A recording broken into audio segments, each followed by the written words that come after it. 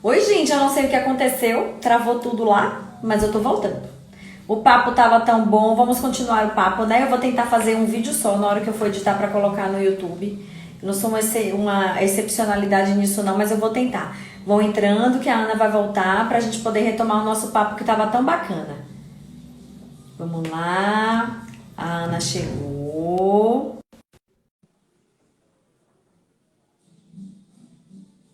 É isso aí, Cláudia. Pelo menos a gente ganha mais tempo. Aqui, tá de volta. Não sei o que aconteceu, a tecnologia é assim, ajuda, mas de vez em quando Acontece. Mas acontece. até na vida real também é assim. Às vezes tá falando, dá vontade do banheiro, com a né? E termina que sendo a mesma coisa. O pessoal tá voltando, Então, estávamos falando sobre a terapia híbrida.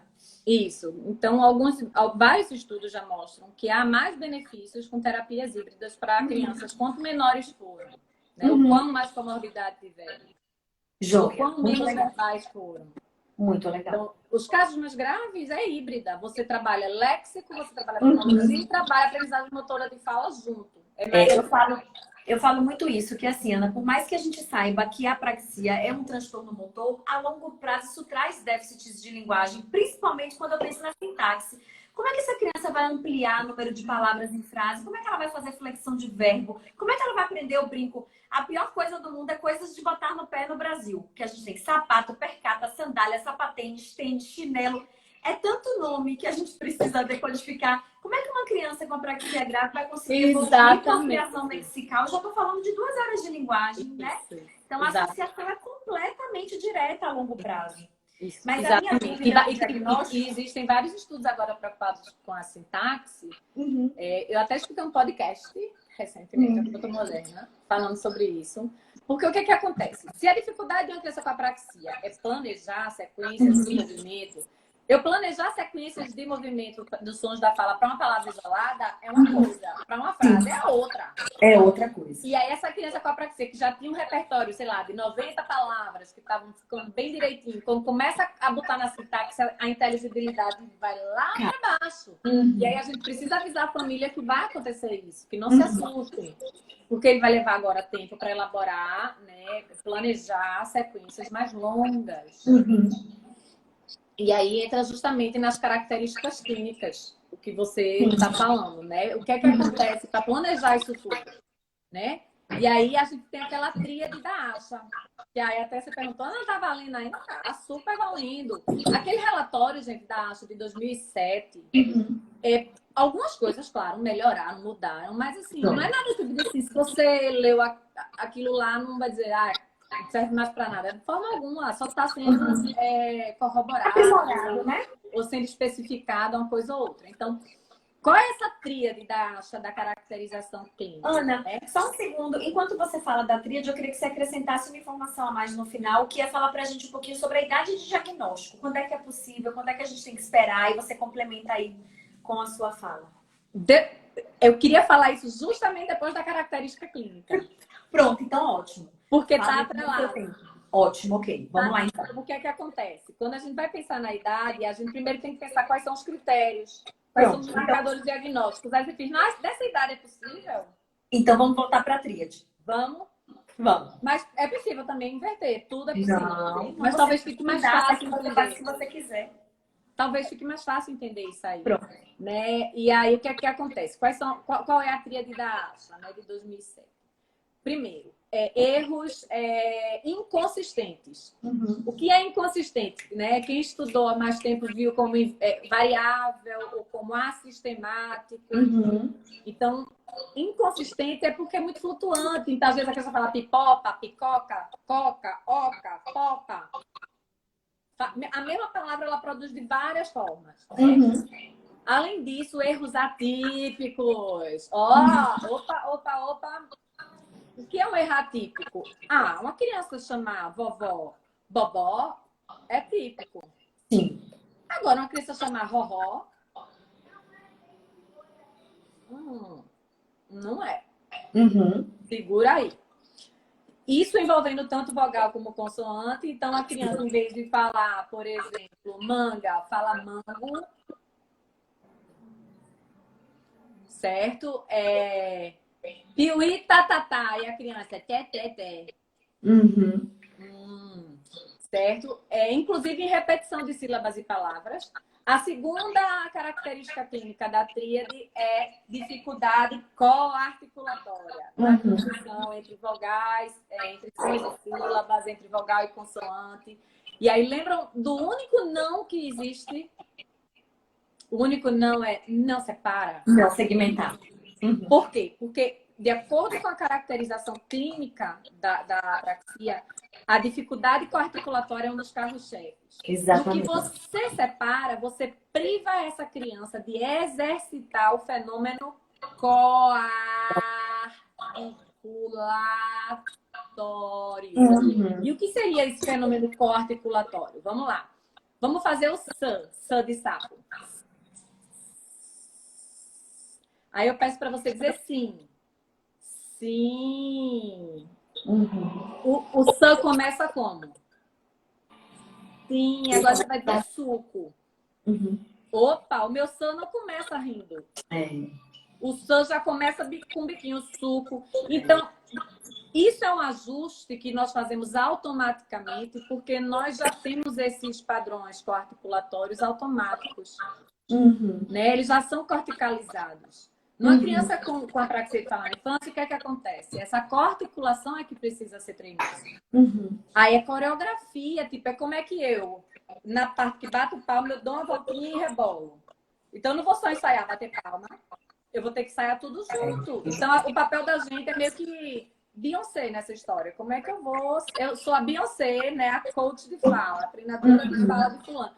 Eu vou dizer para ela como é que eu melhoro essa performance de movimentos, né? Coarticulação. Sim. O que eu posso é lentificar. Lentificar, sim. Então, em vez de dizer pi, pó, cá, eu vou dizer pi, pó, cá. Né? Ela já tá completamente diferente. E aí, quanto maior a palavra, mais dificuldade a criança tem. Por isso que, às vezes, monossílabas e dissílabas passa batido. Quando vai para pipoca, maquinista, ou bombeiro, palavras maiores, aí trava. Isso aí é um marcador diagnóstico bem importante. Tá? E o terceiro item, que não é menos importante, pelo contrário, em 2018 virou mais importante, a prosódia inadequada. E aí a gente pode ter erros no acento, tanto lexical, então, por exemplo, em vez da criança dizer manga, a criança dizer mangu, ou no acento frasal. Como assim acento frasal? Existe um acento na frase? Existe. Por exemplo, se eu digo café, a sílaba tônica é fé. Mas se eu digo café quente, a sílaba tônica é quente. E se eu digo café quente queima a boca, a sílaba tônica é boca. Numa criança com apraxia de fala na infância, numa frase do tipo café quente queima a boca, se você botar no prato, você vai ver que o acento da frase não é. Aí fica parecendo um gringo falando português. Parece uma língua tonal que acentua demais. Então eu tenho um áudio que eu gosto muito de ver, que a criança vai dizer tudo na salada. Aí uma colega mandou um vídeo, eu extraí esse áudio e fiquei. Ela tem apraxia, eu nem tinha visto a criança, mas isso é marcador potencial. Aí ela ficou com o resultado, era apraxia, mas era um marcador prosódico. E aí, em 2018, ficou estabelecido por Schreiber e colaboradores que a prosódia é um marcador diagnóstico potencial para apraxia de fala na infância. A grande questão que aí vai entrar na idade é um marcador que só é possível, é um marcador de fala, só é possível em grupos falantes. Só é possível em crianças que já produzem polissílabas ou frases. Sim. Ou seja, só é possível a partir de 4, 5 anos. Exato. Antes disso, eu diagnostico? Então, antes disso, a gente diagnostica se tivermos condição de ter alguns desses 3 elementos, né? Se tivermos condição de ver agora, a gente vai pegar uma lista de verificação de 10 itens, baseada na tríade da ASHA, né? Schreiber e colaboradores, em 2012, estabeleceram uma lista de verificação de 10 itens, certo? O primeiro item é muito parecido com aquilo que a gente acabou de falar da tríade, eles só dissecaram. Dificuldade em obter configurações articulatórias iniciais. E tem aquela criança que fala, em vez de mamãe, bebê, aí você vai... aí, mamãe. E aí, olha só, segura essa, o item 2 da verificação. Segura, que isso é importante. Segura e diz, eita bexiga. Menina, quando eu vi isso, eu fui para minha graduação, eu sabia que esse condenado desse desvaziamento não era transtorno fonológico. Sim. Erros de desvaziamento. O que é desvaziamento? A criança chamava a vovó de fofó. Fofó, não. Bobó, beleza. Uó, beleza. Fofó. Tem quantos anos, amor? 1 ano e 8, venha para terapia. Por quê? Porque é um marcador não apenas para apraxia de falar na infância, como para transtorno fonológico severo. Ele é marcador de grau de severidade. Ou seja, desvozeou, tem nem idade.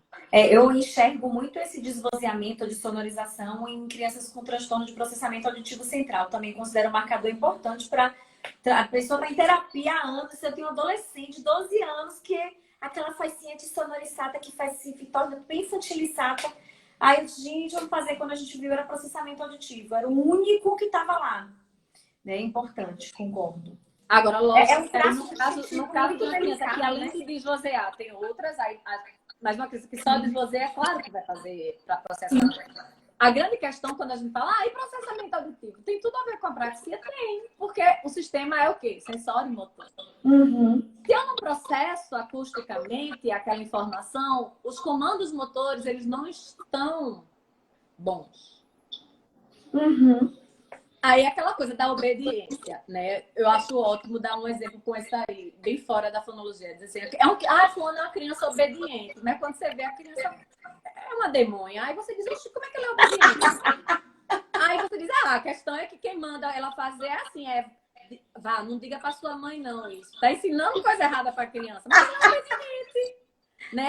Vai lá e chute a mochila do seu irmão. Aí ela vai e chuta. Se você dá o comando errado, a criança acha errado. O comando é o comando que a gente tá falando. Então, assim, se a criança que tem um problema de processamento auditivo central desvozeia, a gente tem que pensar na implicação motora disso, porque ela tá obedecendo a algo que vem de cima. Então, talvez o planejamento motor não esteja bom, mas aí não estou dizendo que o diagnóstico será de apraxia, não. Mas a terapia precisa contemplar essa questão motora. Porque a via é o que eu gosto muito, que os autores, inclusive Schreiber também, já citei Schreiber quantas vezes? Enfim, você gosta dele. É o modelo de duplo fluxo que ele chama de dual stream, ventral dorsal ao mesmo tempo. Ventral dorsal, ventral dorsal, ventral dorsal. Quanto mais ventral dorsal, melhor.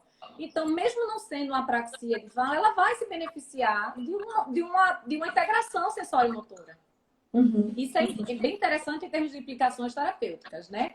Mas é claro que em termos de diagnóstico diferencial, esse exame de processamento auditivo, ele precisa estar em mãos, mas às vezes ele não é suficiente. E aí acho que tem uma grande dificuldade. E é uma grande dificuldade da gente a idade, né? Em que esse teste é passível de ser realizado na criança. Então, muitas vezes o diagnóstico é... No nosso ambulatório é muito tranquilo. Então, a gente sempre faz. Sempre. Porque é só subir um andar e faz. Oh, que maravilha! Maravilha, né? Então, o terceiro item é o tateado não verbal. Então, você está falando para a criança, por exemplo, eu estou dizendo para a criança pipoca. Pipoca. E ela fica... Né? Às vezes abre até o olho vai junto. Armuganga, né? Que aqui em Recife a gente chama de muganga. Eu não sei como é que se chama aí. É aquela pessoa muganguinha. Né?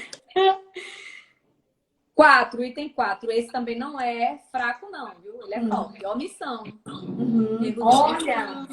Olha só. A gente geralmente pensa que é só, né, um caso de você fazer uma substituição. Mas, por exemplo, a criança vai falar sabonete, fala ete, omissão inclusive de sílabas.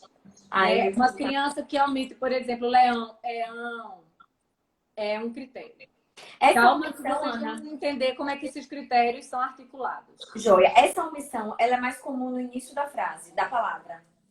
Não necessariamente. Não Na criança. necessariamente. Joia. Não. Ok. Tudo vai depender da sílaba tônica. Ok, joia. Porque qual é o comandante da palavra? A sílaba tônica. Eu posso apagar tudo, menos a sílaba tônica. Então, por exemplo, café. Eu posso dizer fé, fé. Ninguém vai dizer, me dá um café, fé. O fé tá lá para dizer, né? Agora, se a criança diz assim, quero um K para café. É carne. Mas criança com apraxia, ela tira, viu? Joia. Inclusive a tônica. Eu tenho um caso de Inclusive a apraxia tônica. idiopática em que a criança está contando a história que a pessoa se transforma em zumbi. Ele faz se transforma em zumbi. E eu passei 6 dias no prato, com fundo de ouvido, dizendo assim, eu não estou crendo. Né? E foi crucial para o diagnóstico diferencial, mas já era uma criança super verbal, né? Diferente. Joia.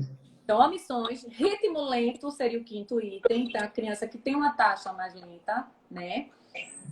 6º, comportamento de tentativa e erro, e por isso uma inconsistência. Tenta muito acertar. Sim. Né? Então, vai dizer 7, aí, tete, cesse, tece, 7. Distorções, gente, esse 7, eu não aguenta, segura ele também, assim. Distorção, vou dizer por que é tão importante. Distorção no sentido que, para um diagnóstico diferencial entre o que seria algo musculoesquelético, que seria uma distorção neuromotora. Porque a gente tem vários casos lá, por exemplo, no nosso ambulatório, que às vezes a gente suspeita de algo fonético porque tem distorção. Mas como é essa distorção? Vamos ver. Ele distorce muito. Ele vai falar, por exemplo, suco de laranja, e ele fala suco de laranja. Laranja. Essa é a distorção, certo? Ele tem um freno curto, algo que justifique, nada que justifique. Ok. Outra criança, por exemplo, que distorce do tipo, em vez de... Deixa eu ver um exemplo que não seja com líquida. Pronto. Vamos ver uma criança que fala em vez de... Ela não fala nem vovó, nem fofó. Ela vai falar algo do tipo... Fofó. Certo? Ou vai dizer, por exemplo, em vez de... isso aqui é o quê? Aí você mostra para a criança uma baleia. E ela faz assim. Baleia. É uma baleia. Aí você faz, ela está dizendo ban ou van? É uma baleia. Aí você vai ver que ela está falando feito aquele símbolo do espanhol, né? Baleia. É uma distorção. Mas ela tem um frênulo curto. É claro que se ela tem distorção e tem um frênulo curto, é lógico que o transtorno dela é articulatório. Aí eu pergunto, a distorção que ela apresenta tem relação direta com a alteração musculoesquelética? Não. Porque para falar baleia e fazer baleia, eu não estou envolvendo a minha língua nisso. São os dois lábios que estão em jogo. Então, essa distorção ela não é congruente com o transtorno articulatório, mas sim com algo neuromotor. Certo? Claro que numa desartrite também pode acontecer. Mas a questão é uma distorção que não seja relacionada diretamente a uma alteração musculoesquelética. Porque se a criança tem um freno no corpo e fala trator, aí beleza, está justificado. Mas distorção, certo? O 8º item, erros no acento, erros prosódicos, então, alhada, café, certo? Outro, segmentação, é aquela criança que, por exemplo, vai falar liquidificador, aí faz liquidificador. Ela mesma sabe falar, certo? Ou pausa para respirar no meio. E aí, uma dificuldade maior com polissílabas comparados a mono e dissílabas. Então, temos 10 itens de verificação. Aí, qual é a recomendação diagnóstica? Se a criança falha, né? Se ela tem preenche pelo menos 4 desses 10 itens em pelo menos 3 tarefas. 3 tarefas significa o quê? Conversa espontânea, repetição ou nomeação. Você já tem critérios preenchidos para diagnóstico diferencial da apraxia de fala na infância. E aí, que idade a gente está pensando? Idade mínima? Aí, vamos lá. Tem como eu ver desvozeamento na criança não verbal? Não. Alteração prosódica? Grande parte dos que você trouxe aí, não. Não. Então, essa lista de verificação, ela só vai ser válida para criança verbal com mais de 20 palavras e que já produza mais do que 3 sílabas, né? E aí a gente entra, ok, essa lista de verificação ela é muito útil como marcadores de fala para a apraxia de fala na infância. Sendo uma criança não verbal, minimamente verbal, uma criança pequena, vamos pensar 2 anos, se eu não consigo preencher, usar esse checklist, né, essa lista de verificação de 10 itens, eu posso pensar nos marcadores diagnósticos precoces para rastreio de apraxia. E quais seriam eles, por exemplo? Ausência de conduta imitativa.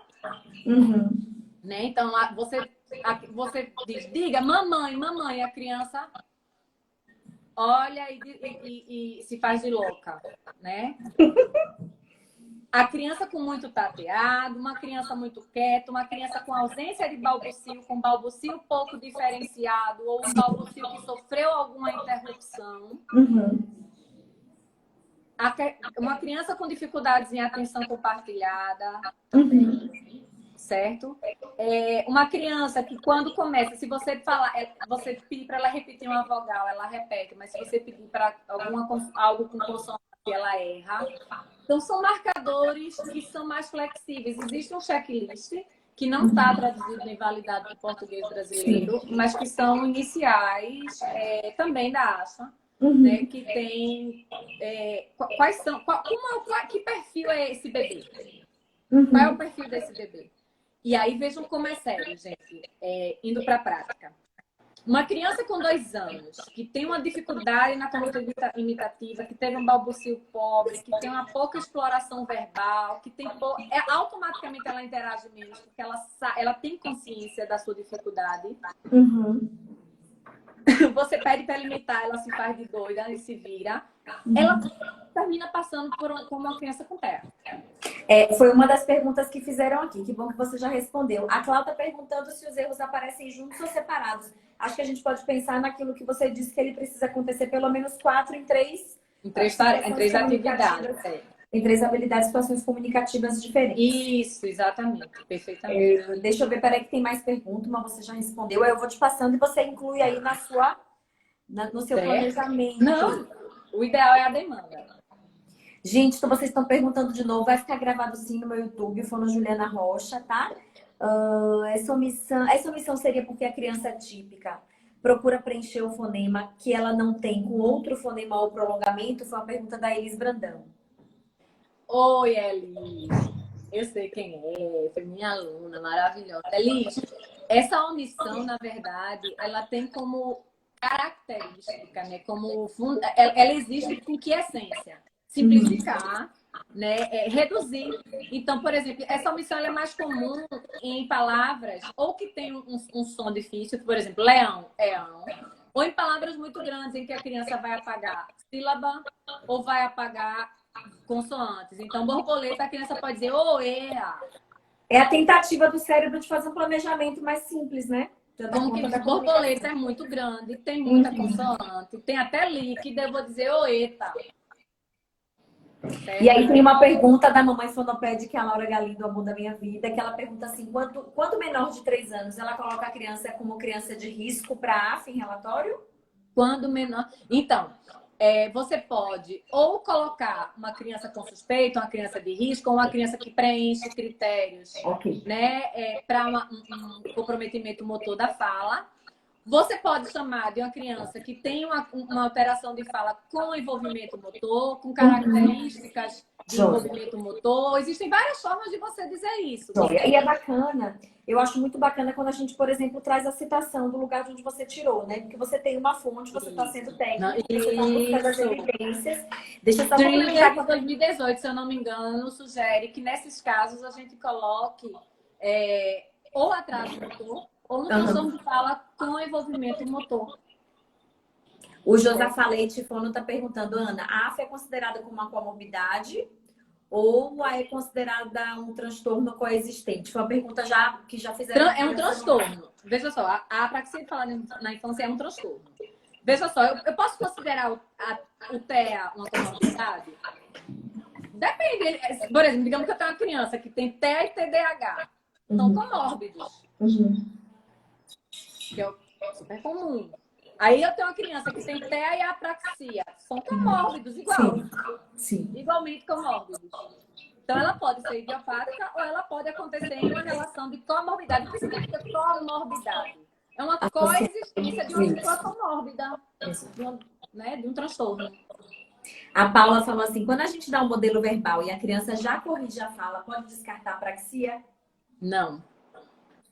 Não, porque ela já pode ter feito a terapia e isso já funcionar como feedback, que é um dos princípios de aprendizagem motora de fala. Segundo, depende da idade. Depende do grau de consciência que ela tem. Tudo depende. Quem é essa criança que corrige quando eu dou o modelo verbal? Eu tenho uma outra... Ela tem...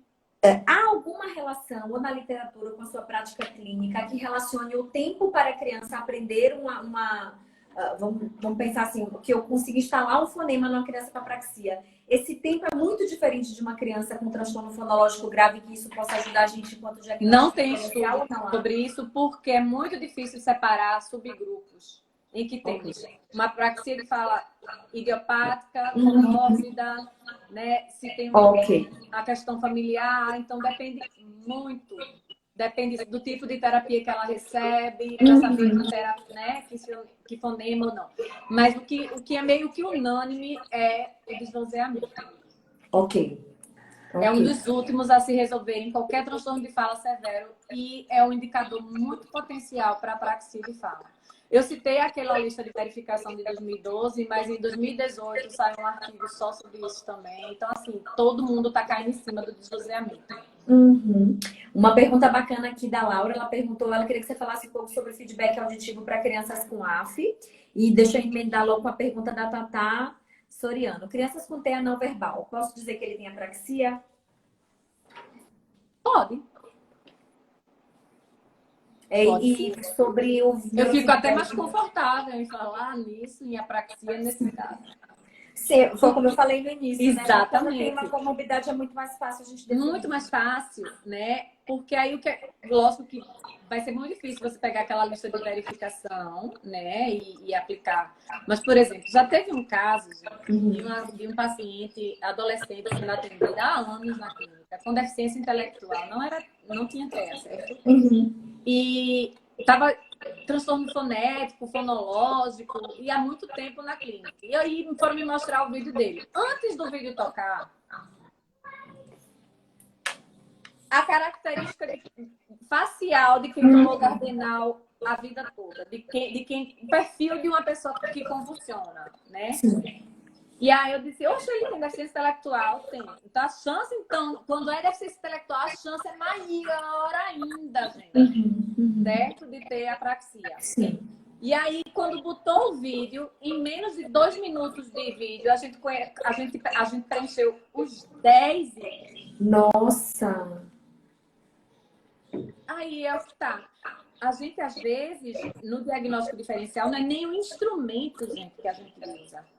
É o critério diagnóstico. É conhecer as características clínicas. Porque o instrumento, às vezes, a gente não vai ter acesso. Ou é muito caro, não tem no português, como é o caso, a gente está tendo agora, né? Que eu vou falar sobre isso. Sim. Né? Quero muito falar sobre isso.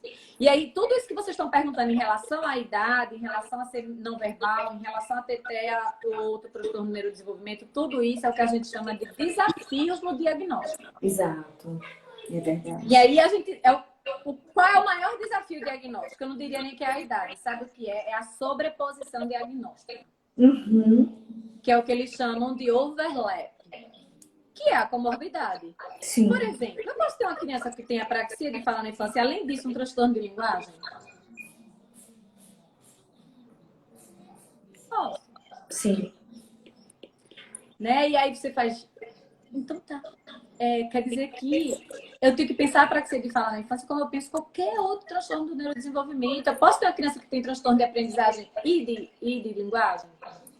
Eu brinco que na neurologia desgraça é pouco é bobagem. Aí quando eu falo dessas questões, dessa somação diagnóstica, eu tenho duas perguntas que são compatíveis, são parecidas. É da fono Patrícia Santos. Não precisa de amostra de fala para diagnóstico de apraxia? Então, se meu paciente é TEA e não verbal, como que eu faço? E deixa eu só ler a da Deise Braga. Como preencher os Ótimo. critérios se a criança não emite nenhum som, no caso de uma criança com TEA que não fala nada? Vamos lá. Aí lá vai eu falar de novo de Schreiber e colaboradores. Só paixão. Mas não é só Schreiber, é colaboradores. E quando é de colaboradores é porque tem umas 10 pessoas no estudo. Tem umas 10, que eu abri o artigo, tem umas 10. Inclusive, uma delas é a Edith Strand, que é, para mim, a maior referência em Sua segunda paixão. Ela é a primeira. Ela é a primeira. Schreiber tem que assumir o segundo lugar na sua vida. Ela é a primeira. E aí, o que é que dizem, né?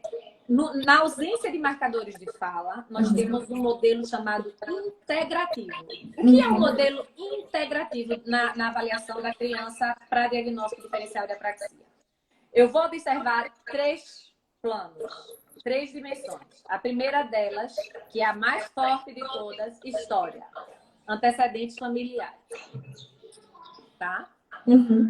A segunda delas é desenvolvimento inicial. Essa criança balbuciou, ela tinha atenção compartilhada na hora da fala, ou a fala para ela sempre foi um motivo de vou sair.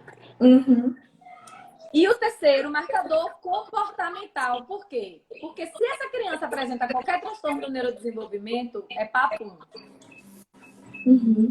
E aí eu rastreio essas 3 dimensões. História, desenvolvimento e comportamento. E o modelo integrativo de Schreiber é integrar essas 3 dimensões e ver... E não balbuciou. Quando começou a falar, foi só com vogal, assim, tentando falar. Tem casos na família de demorar a falar, de transtornos do neurodesenvolvimento. E tem umas questões comportamentais que, assim, os pais chegaram aqui dizendo, não, o problema dele é a fala, mas a criança, por exemplo, desmontou a tua sala.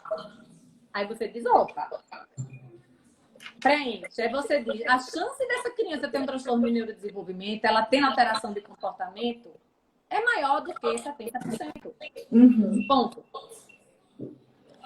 Tanto é que é sinônimo, gente. Transtorno do neurodesenvolvimento também pode ser chamado de transtorno do neurocomportamento.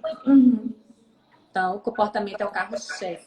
E aí, as escalas que a gente usa para fazer a avaliação, né? O SNAP-4, o MCHAT, o ABC, CAS, OCC, seja lá qual for. Elas são excelentes para que a gente participe desse modelo integrativo. E aí, a observação do comportamento vindo junto. Aí você diz, bom, o desenvolvimental e o histórico é na anamnese. Sim. Automaticamente, a nossa anamnese não é igual àquela anamnese que a gente fazia 10 anos atrás. Não é. Inclusive, eu pergunto sempre, sabe o que é na anamnese? Tem alergia ou intolerância à lactose? Chegou no meu Corante? Chegou na minha pergunta. Existe uma relação, já Gente, a cada 12 crianças com apraxia, 2 não tem. Ai, tá vendo? Então, eu tenho 2 perguntas que eu acho que ajudam a fomentar aí nosso pensamento. A primeira delas é, eu acredito em uma resposta e acho que você vai colaborar com isso, no sentido de que, assim, crianças com apraxia de fala vão ter também alterações sensoriais, vão ter também dificuldades de integração sensorial. Eu acho que é importante a gente inserir isso, porque isso ajuda muito no diagnóstico diferencial, principalmente com a dispraxia global. E a outra é os distúrbios, né, gastrointestinais e as alergias alimentares. Isso. E aí, em relação ao primeiro fato, a questão sensorial, a resposta é muito de como a gente enxerga esse sistema motor. Não enxergamos esse sistema motor mais como motor ou como sensorial, mas como sensório motor. Por isso que a maior parceria que a gente tem é a terapia ocupacional. Quando tem uma criança com apraxia. Né? Eu brinco muito quando dizem, eu não quero te chamar para uma mesa, eu queria que fosse interdisciplinar. Tu só pode escolher uma pessoa. Eu faço. Estou na dúvida se psiquiatra infantil ou TO. Não, TO. TO, eu nunca tenho dúvida, TO. É porque na psiquiatria infantil eu tenho muita questão em relação a diagnóstico diferencial, porque eu já tive pelo menos 4 casos no ano passado em que as crianças... Uma psiquiatra infantil muito preocupada, muito prudente, disse, Ana, essa criança pode receber um diagnóstico fácil de TEA. Meu medo é que seja uma apraxia de fala e não seja um TEA. Tu tem como avaliar, fazer uma terapia diagnóstica? Uhum. E aí, em 2 meses, essa criança estava falando 60 palavras. Ela chegou Nossa. mas o contato visual, péssimo. A partir do momento que a gente trabalhou a educação parental para que o contato visual em relação à fala fosse encorajador em vez de corretivo. Sim, que maravilha. Isso, muito bom. Muito Então, bom. às vezes eu tenho essa parceria com a psiquiatria infantil, porque algumas são raras, né? Mas existem e está aumentando cada vez mais. Eu acho uma parceria incrível, porque a ciência do comportamento, né? Uhum. E aí eu normalmente gosto muito do diálogo com o psiquiatra infantil por conta disso, porque eles têm essa preocupação de será TEA e apraxia? Será só TEA? Será uma apraxia e por isso TEA? Né? E aí, às vezes, eu já recebi casos de criança com 1 ano diagnosticada com TEA e ela, na verdade, se encaixa todinha em apraxia. Uhum. Né? E aí, depois de 1 ano, a mãe estimulando a criança em casa voltou para a neuropediatra e tirou o diagnóstico, ela não tinha absolutamente nada, a não ser um atraso no motor de fala. Sim, importante. Atraso nem era uma apraxia, de fato. Uhum. Uhum. Gêmeo, prematuro, tudo mais, pré-termo. O pessoal está perguntando sobre o protocolo. Eu gostei muito da pergunta da Laura, que eu acho que dá para a gente pensar sobre isso. É comum a criança com apraxia ter disfluência? Tem alguma característica específica que traga essa disfluência? Porque é muito associado à apraxia de fala e a disfluência no TEA num certo momento aí da vida. E aí discute-se muito. Será que faz parte da questão dispraxica? Será que não? Veja só, tem como a gente ter esse diagnóstico diferencial. Eu já recebi uma criança que tinha na escola o rótulo de GAH. E era essa que falava trans mais B, certo? Ela era tida como uma criança disfluente. Na verdade, não é que eles coexistam. Na verdade, em alguns casos, quando há apraxia de fala na infância, o problema maior é na programação e não no planejamento, envolvendo estruturas subcorticais, como o cerebelo e gânglios da base, fenomenologicamente, ou seja, em termos de sinais e sintomas, pode parecer bastante uma disfluência. Mas aí a gente vai ver outras características que são diferenciais, que aí você tem aquele conjunto da fluência, né? E normalmente essa criança ela vai omitir muito mais, né? Do que só repetir, né?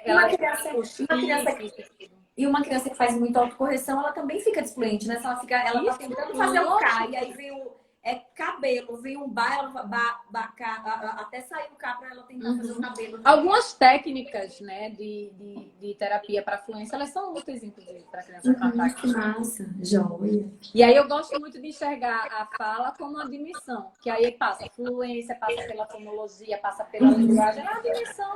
E aí tudo pode ser útil, né? Em relação, vamos lá, a gente está falando dessa dificuldade diagnóstica, né? Desse desafio diagnóstico. Uma das primeiras questões é a questão interdisciplinar para resolver esse impasse da sobreposição diagnóstica. Outra questão é usar um checklist de marcadores precoces, né? Existe, eu conheço pelo menos uns 3, mas todos são unânimes em relação ao comportamento, balbucio, atenção compartilhada e histórico na família, certo? Sim. E aí a gente diz, mas eu posso pensar que a criança não verbal, ela tem apraxia? Pode, porque você pode ver a conduta imitativa, a fuga que ela tem da fala. E é aqueles momentos que você consegue, por exemplo, ela simplesmente ir para a vogal, eu tive uma criança que tinha 2 anos de idade, não falava, eu tentando mamãe, saía bebê. Isso é muito característico. Sim, sim. Né? Porque alterou vogal, alterou nasalidade, né? Que é uma coisa mais recente também. Edith Strand, alguém tá falando. Ah, você é Edith Strand. Eu botei lá. Se alguém falou nela, eu vi aqui. Eles perguntaram o nome dos autores, aí eu digitei. Isso, é muito bom tudo que ela publica. E aí aquela coisa da gente estar alerta, né? Em estudar o que tem de evidências. Buscar evidências. Né? E aí a Asha é uma das plataformas que eu acho que colaboram muito, né? É uma plataforma muito colaborativa. E aí vamos passar para os protocolos, já que é uma pergunta de vocês. Bom, automaticamente, pensando nessa lista de verificação, pensando no modelo integrativo, que já mexeu na minha anamnese, já mexeu na minha observação comportamental, que não vai ser POC, minha observação comportamental vai ser Hardware, vai ser transtorno de neurodesenvolvimento, eu vou ter que ter SNAP-4, caso de seja lá qual for, é transtorno de neurodesenvolvimento. E aí eu vou ter que rever imediatamente os métodos tradicionais de avaliação. Então, tradicionalmente, eu pergunto na amnese tanto sobre o balbuciar, pergunto. Mas às vezes, balbuciou. Aí a gente vai, peraí. Será que ela entendeu o que é balbuciar? Vamos lá. Seu filho fazia assim, assim, assado, às vezes eu mostro um vídeo. Até que idade? Agora com o smartphone eu faço, mostra vídeo dele bebê. Deixa eu ver. Verdade. Né? E aí a gente começa a mudar já até a anamnese. E aí qual é o meu método tradicional de avaliação? Vamos lá. O que é que a gente faz? O que é que a gente costuma fazer? Bora lá. A gente tá aqui, todo mundo aqui como colegas de profissão. Eu vou fazer um exame clínico da motricidade orofacial. Continua. Faz ele. Eu vou fazer uma avaliação de linguagem, óbvio. Pragmática, semântica, morfossintaxe, léxica, semântica, né? Vou, claro, eu preciso saber palavras isoladas, se produz frases, se tem intenção comunicativa, tudo. Continua. Eu vou fazer uma avaliação comportamental, continua. Eu vou saber botar os pais e ver como é que essa criança brinca. Tudo isso continua. Eu posso pedir para ela pintar Iavas? Pode, continua. Eu posso usar BFW? Continua. Pode ser que eles esgotem, sejam suficientes? Pode. Porque se durante a BFW, Iavas e tudo mais, você conseguir preencher aquele checklist, pelo menos 4 itens, fechou. Agora, em crianças pequenas, isso não vai ser tão simples. E aí, o que é que eu vou fazer? A recomendação, qual é a recomendação para diagnóstico diferencial? Você precisa incluir em todo esse pacote avaliativo o seguinte item: avaliação das habilidades motoras de fala. Não é habilidade motora oral. É habilidade motora de fala. E o que é habilidade motora de fala? É a coreografia todinha. Então, eu vou pedir como seriam avaliar habilidades motoras de fala. Então, eu digo para uma criança: repete para mim a palavra mão, pé, bola, bola. Agora vamos 3 vezes. Pé, mão, bola, chiclete. Ih, travou. Opa! Ou então eu peço para que ela faça pataca. Eu estou avaliando diada ou cocinesia, né? Isso. Repetições. Aí ela faz travou. Aí eu vejo, não, tá demais. Então, criança muito pequenininha, não vou pedir para atacar. Eu vou dizer, vamos lá, então vai o trezinho. Piuí, tá. Piuí, tá. Aí a criança, piuí, aí a criança. Tá. Bem lentinho. Opa, tá certo. E o relógio? Tic-tac. Aí a criança, vamos lá, o relógio. Tic-tac. Aí ela, tic-tac. Ou então, tic-tac. Tic-tac. Aí eu vou com o meu dedo e faço tic-tac. Aí ela, tic-tac. Uma pista aí. Aí o corpo já vai, né? Aí tic-tac. Ficou difícil. Isso já é avaliação de habilidades motoras de fala, né? Quando eu peço para que ela fale, eu digo, vou fazer sem pista. Uma palavra difícil. Chiclete foi difícil, deixa eu ver. Pipoca. Eu vou dar o exemplo da pipoca de novo, certo? Aí eu vejo, eu vou fazer e você vai fazer junto comigo, tá? Então vamos lá. Pipoca.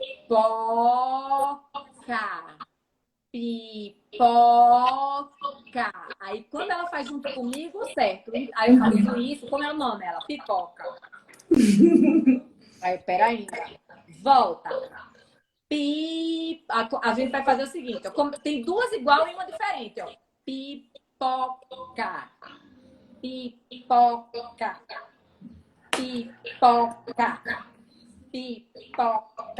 Entendeu? Aí ele vai falar e ele vai fazer.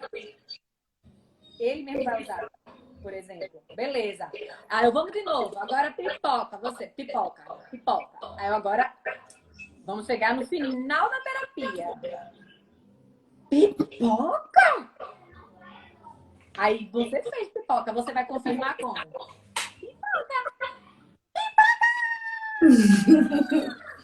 Alguém pegou minha pipoca? Pipoca! Pronto. Isso é avaliar, né, habilidades motoras de fala. Isso eu posso perguntar para a criança, e é transparente. E se eu fizer e não falar nada, ajuda? Ó.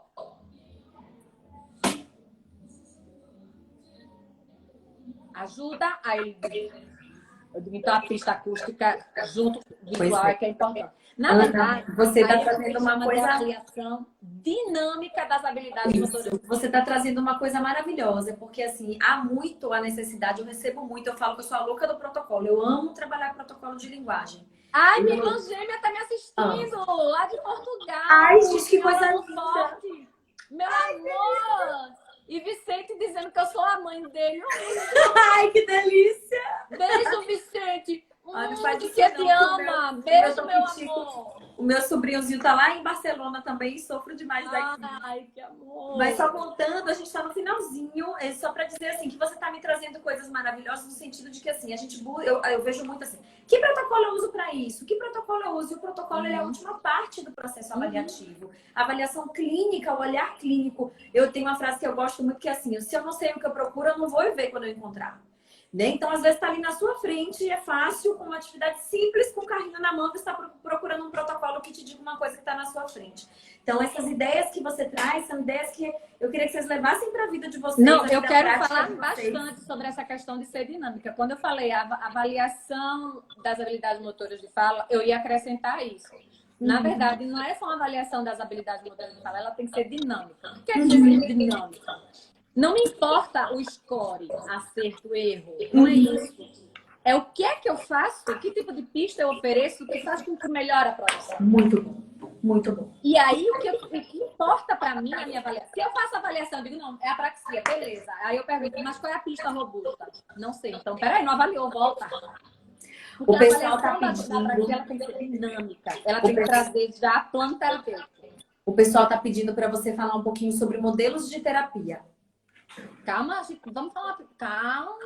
Você tem tempo sobrando? Se você tiver com tempo, quando essa cair, a gente volta, que vai cair em 2 minutos. Ah, é? A gente só tem 1 hora de live de Instagram, mas a gente pode voltar, amiga. Eu só tenho deixa eu só fechar sobre essa questão da dinâmica, porque aí vocês vão se encontrar com um protocolo chamado DMSS, que é avaliação dinâmica, D de dinâmica, de Strand, certo? Avaliação dinâmica, né, das habilidades motoras de fala. E aí ela traz um protocolo, o DMSS é um protocolo validado, já totalmente com eficácia, e avalia prosódia, ele é completo. E a novidade é que está sendo, ele já foi traduzido, validado, tudo no português brasileiro, só falta ser comercializado. E quem fez essa validação foi Márcia Kesky Soares, Marileira, né? Que está fazendo essa... que só falta comercializar, gente. A gente só precisa do DMSS BR chegar nas nossas mãos. Mas o DMSS existe desde 2013, validado já.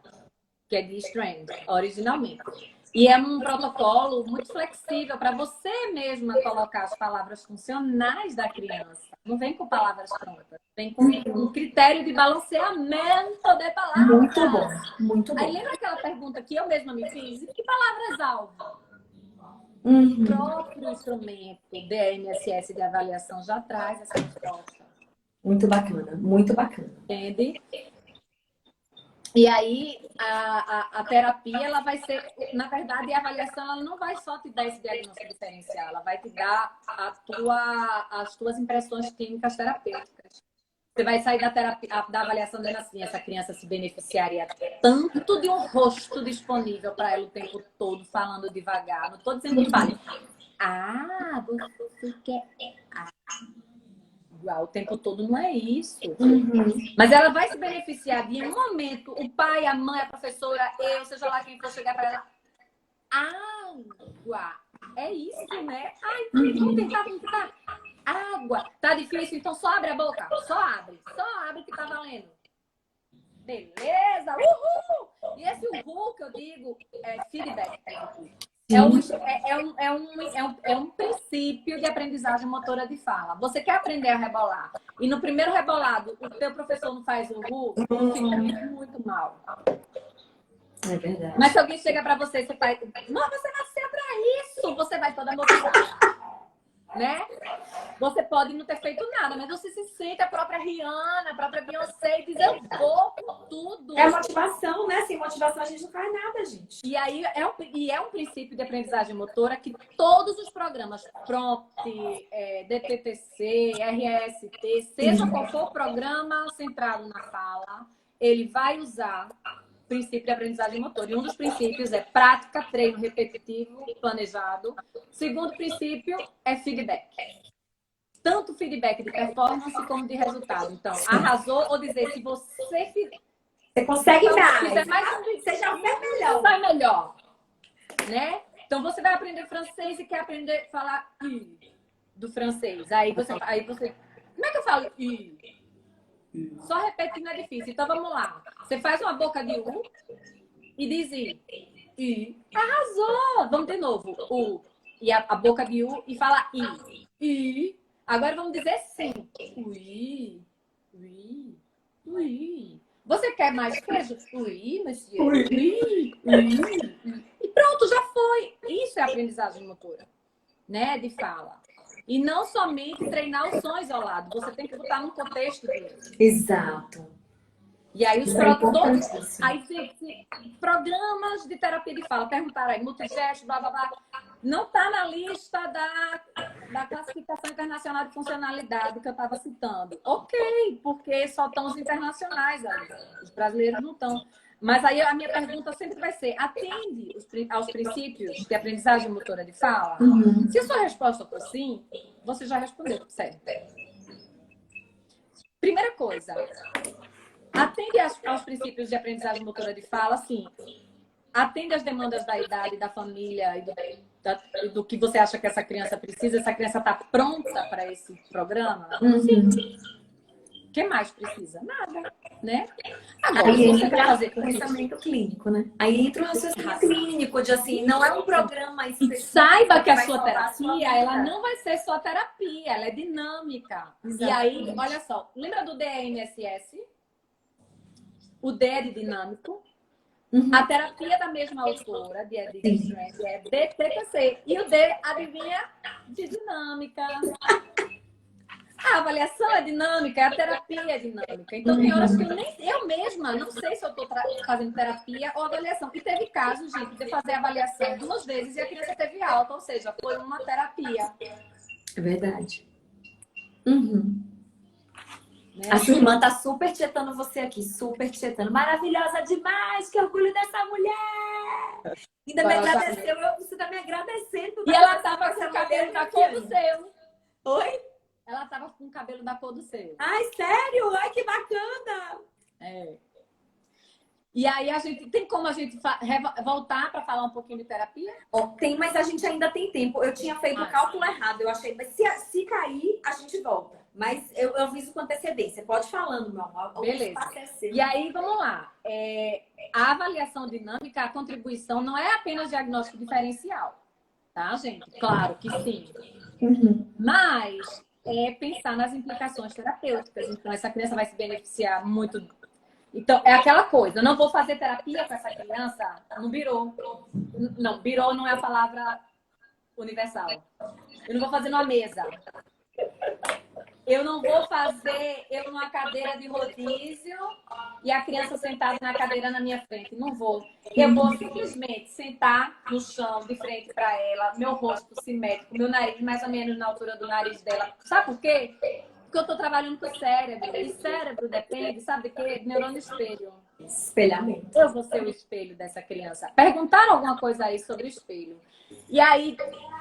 Pode usar espelho como recurso? Pode. Agora, se você for usar o DTTC, Edith Strand, particularmente, eu concordo com ela, na maioria dos casos eu não tive sucesso com o espelho. Primeiro porque eu atendo muita criança com TDAH. Aí você bota uma criança com TDAH no espelho e ela fica... Olha para tudo quanto é lugar, menos para o espelho também, né? A cara tá aqui, mas o olho tá lá. Não, e fica no espelho assim. É verdade. Né? Aí, o que é que se faz? E o espelho, aí vamos para a parte científica, isso aí é a parte empírica, né? Aí você vai para a parte científica e diz, neurônio espelho não é ativado via espelho, ele é ativado via rosto.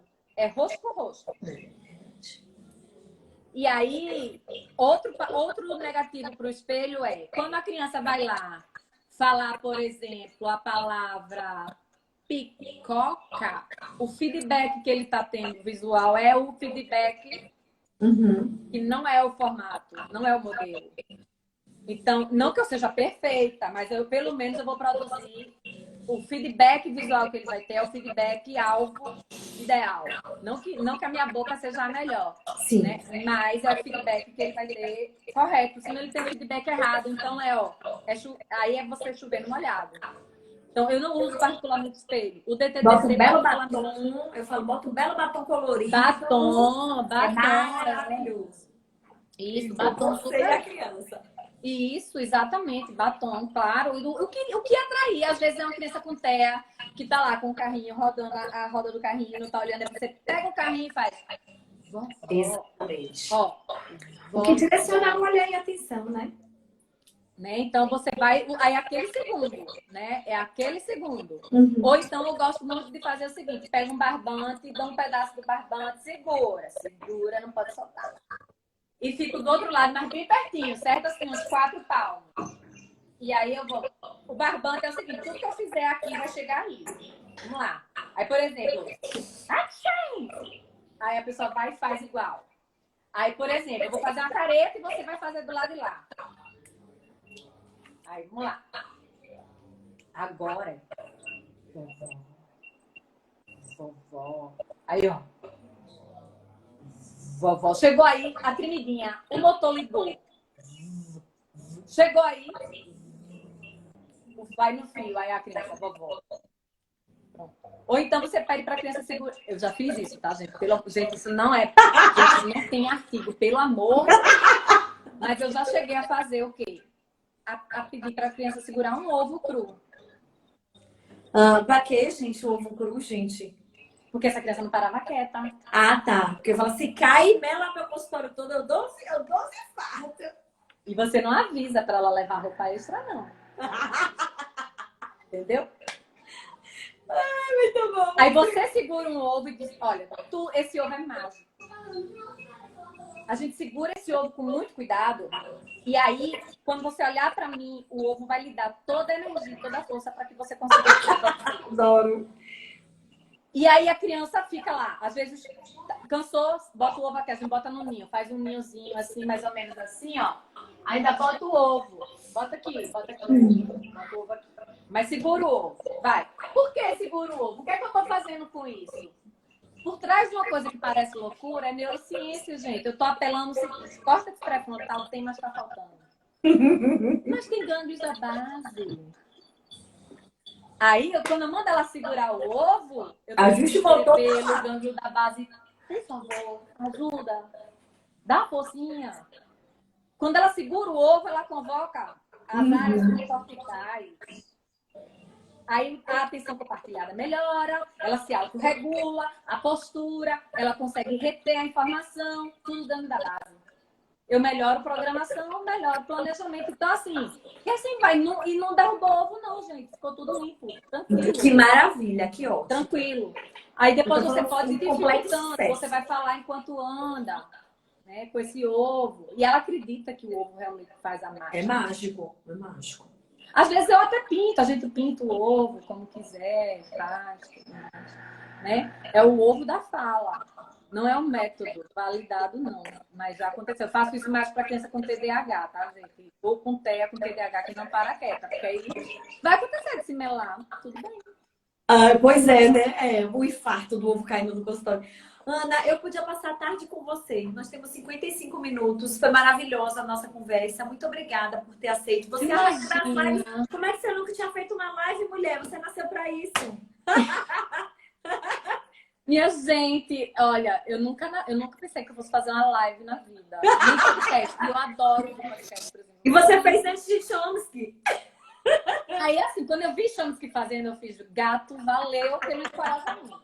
Era o que eu precisava. Se tu vai, eu vou, porque eu tô na carona naquele fusquinha que tu tá dirigindo, sou eu que tô ali atrás. Então, se tu vai, eu vou. Né? O pessoal tá pedindo indicação de livro. Então, é o de Margaret Fish, né? É um livro que eu gosto muito, mas eu tenho uma recomendação de artigo, gente, porque a praxia que fala na